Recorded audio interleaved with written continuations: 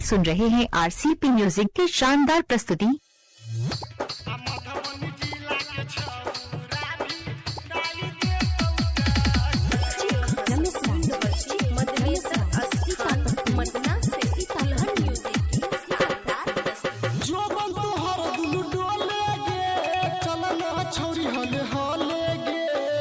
Mixing master DJ Pankaj Chaurasia.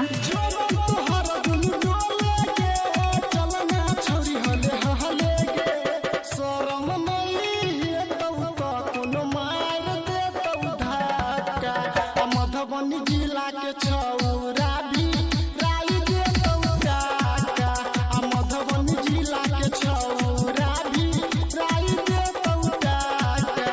जो हर दिन डोले गे चलना छौरी हले हले गे, शरम नहीं है तो कोनो मार दे धाका।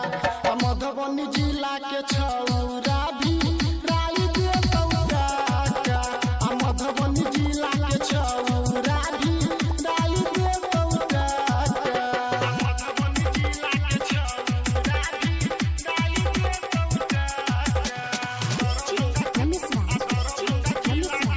भी राई दे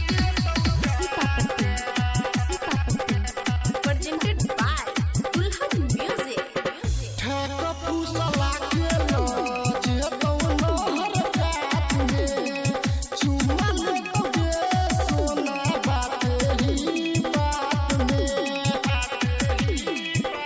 सुनो ठेका फूसला के जे कौनो हर जात में चुमा लेके सोना बाते ही बात में।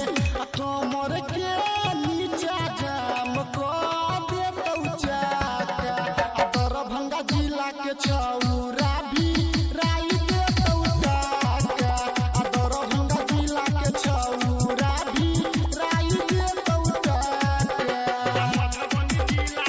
अभी आप सुन रहे हैं सिंगर नवीन यादव को।